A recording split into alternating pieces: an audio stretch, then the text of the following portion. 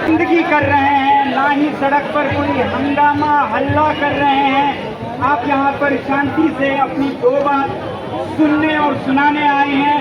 ये बहुत ही इम्प्रेसिव है, बहुत मुझे प्रभावित करता है। इसके लिए आप सबकी जय। सर, आपको यह आंदोलन क्या सफल होता दिखाई दे रहा है?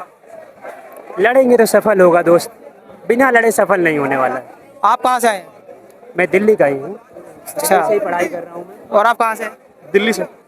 तो आप इस प्रोटेस्ट का किस प्रकार से समर्थन कर रहे हैं? समर्थन ये है कि लगातार पेपर लीक हो रहे हैं, कंटिन्यूसली पेपर लीक हो रहे हैं। एक तरह से लीक तंत्र हो चुका है, लोकतंत्र नहीं है, लीक तंत्र है। पूरा व्यवस्था ही लीक कर रहा है। तो अब जो लीक करने की जिम्मेदारी जिनको लेनी चाहिए थी, जो इस देश के शिक्षा मंत्री है धर्मेंद्र प्रधान, उनको इस्तीफा देना चाहिए था। उन्होंने इसकी रिस्पॉन्सिबिलिटी नहीं ली, लेकिन अभी तक इस्तीफा नहीं दिया। तो उनके इस्तीफे की मांग करते हुए यहाँ पे हम आए हैं और उम्मीद है कि लगातार लड़ते रहेंगे। और ये जो मुद्दा है, इस मुद्दे को बाकी जनता के मुद्दे के साथ, आपने सुना होगा या देखा होगा कि अभी पूरे जनवरी से लेके अप्रैल तक, अभी भी मई में भी मजदूरों के बहुत सारे प्रोटेस्ट हुए, ठीक है, अलग अलग उनके अपना न्यूनतम मजदूरी बढ़ाने को लेकर के, ठीक है, और तमाम उन दिक्कतों को लेकर के प्रदर्शन हुए हैं, किसानों के प्रोटेस्ट हुए। तो सफलता इस बात पे भी निर्भर करती है कि हम क्या उन आंदोलनों के साथ जुड़ पा रहे हैं। तो ये तो यूथ का एक है, इमीडिएट एक मांग है कि धर्मेंद्र प्रधान इस्तीफा दे। पर इसको और बड़ा बनाने के लिए कि लोग, जो यूथ है जो फेस कर रहा है, बेरोजगारी फेस कर रहा है, कॉलेज में उनको सीट नहीं मिल रही है। जैसे एक बड़ा ऐसा कॉलेज पढ़ना चाह रहा है, बड़ा ऐसा इंजीनियरिंग करना चाह रहा है, मेडिकल करना चाह रहा है, लेकिन सीट नहीं है। 20 लाख लोग नीट का प्रिपरेशन करते हैं, 20 लाख लोग फॉर्म भरते हैं, लेकिन सीटें 2.5 लाख है गवर्नमेंट प्राइवेट मिला करके। तो सबको नहीं मिलता है। अगर होता भी है तो पेपर लीक नहीं भी होता है, अगर तभी भी कितने लोगों को मिल पाता है एडमिशन। तो वो एक स्थिति है, उसके लिए भी हमको फाइट करने की ज़रूरत है। तो उसके लिए लंबा संघर्ष करने की ज़रूरत है। बस सत्ता में तो मतलब बड़े बड़े लोग भी हैं, तो आपको मतलब धर्मेंद्र से क्यों लेना है रिजाइन? देखिए, अभी क्योंकि ये धर्मेंद्र प्रधान से जुड़ा हुआ मसला है, शिक्षा मंत्रालय उनके अंडर आता है, तो जाहिर सी बात है जो शिक्षा मंत्रालय को हेड कर रहा है हम उन्हीं का इस्तीफा मांगेंगे। तो क्या ये इस्तीफा तो हम प्रधानमंत्री का भी मांगना चाह रहे हैं। वो पूरी तरह फेल हुए हैं देश की इकोनॉमी ठीक करने में।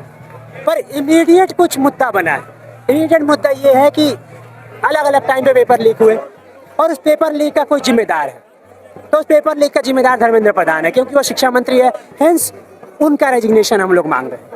यानी कि जैसे ये मामला नहीं पड़ता है तो फिर इसके बाद जो मुद्दे हैं, जो कमियां हैं देश में, तो आप मतलब उनके विरोध भी ये प्रोटेस्ट करोगे, बात करोगे? हाँ, जाहिर सी बात है। जैसे ऐसा नहीं है कि यही एक प्रोटेस्ट यहाँ पे चल रहा है, आज ही ये प्रोटेस्ट हुआ, इससे पहले भी इस पे प्रोटेस्ट हुआ और इससे पहले बाकी मुद्दे पर भी प्रोटेस्ट चल रहे थे। मजदूरों के मुद्दे पर भी प्रोटेस्ट चल रहे थे, महंगाई के खिलाफ भी प्रोटेस्ट चल रहे थे और लोग कर रहे हैं।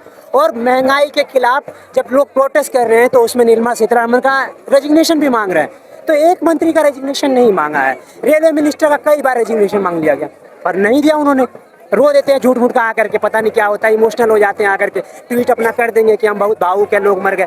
तो रेजिग्नेशन तो बहुत सारे मंत्रियों का मांगा गया है। तो मतलब आपको ये लगता है कि मतलब इस बार भी ये लोग रो देंगे और फिर ये बात को टाल देंगे ऐसे ही? उनका काम है वो टालेंगे, जनता का काम है कि जनता टालने से बचाए। जनता टालने से कैसे बचाएगी कि ये जो अगर मुद्दा ये शुरू हुआ है, ये आंदोलन अगर शुरू हुआ है, ये अगर कंटिन्यू होता है तो इसको बाकी आंदोलनों के साथ जुड़ना पड़ेगा, तभी सबसे इसको हम लोग सस्टेन कर पाएंगे या तभी इसको सफल बना पाएंगे। उसके अलावा कम संभावना है अगर हम बाकी आंदोलनों के साथ अगर इसको ना जोड़ें तो, क्योंकि बाकी लोग भी तो परेशान है ना। इस देश का एक बड़ा हिस्सा मजदूरों का है, इस देश का एक बड़ा हिस्सा किसानों का है।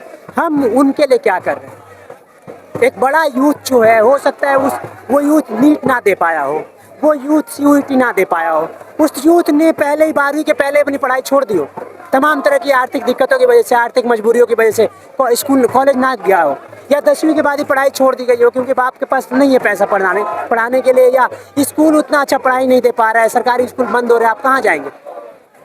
तो उस स्थिति में खाली यूथ वही नहीं है जो यूथ CUET का एग्ज़ाम नहीं दे पाया, उसका CUET का एग्ज़ाम कैंसिल हो गया, नीट का एग्ज़ाम कैंसिल हो गया, पेपर लीक हो गया। खाली ये यूथ वही नहीं है, यूथ वो भी है जो ये लोग परीक्षाएं नहीं दे पाए, देना चाह रहे होंगे पर मजबूरियाँ रही, आर्थिक मजबूरियाँ रही, नहीं दे पाए उसकी वजह से। तो वो यूथ क्या चाह रहा है? वो यूथ तो जाके भैया फैक्ट्री में काम कर रहा है ना, 8-10 हज़ार की नौकरी कर रहा है। 8-10 हज़ार की नौकरी में क्या होता है? तो उस यूथ को भी साथ में लाने की ज़रूरत है, उस यूथ की मांगें उठाने की ज़रूरत है, उस यूथ की मांगों के साथ जुड़ने की ज़रूरत है।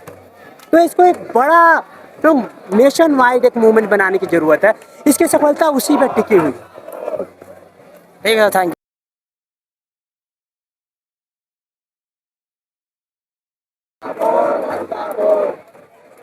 और दोस्तों आप देख सकते हैं ये आंदोलन और भी बढ़ता जा रहा है।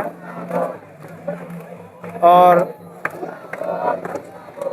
यहाँ पर आप कुछ बुज़ुर्गों को भी देख रहे होंगे, बुज़ुर्ग देख लीजिए, नौजवान, बच्चा। जैसे कि बताया गया था कि इस प्रोटेस्ट में सभी लोग आएंगे फैमिली सहित, तो देखने को मिल रहा है कि यहाँ पर फैमिली आई हुई है, बुज़ुर्ग, बच्चे, नौजवान, बेटियां, महिलाएं, माताएं, बहनें सब यहाँ आई हुई है। आप देख सकते हैं सब लोग इस प्रोटेस्ट को लेके बहुत एक्टिव दिखाई दे रहे हैं और सब मांग कर रहे हैं कि धर्मेंद्र प्रधान रिजाइन दे। और ये अभी इस आंदोलन की शुरुआत है।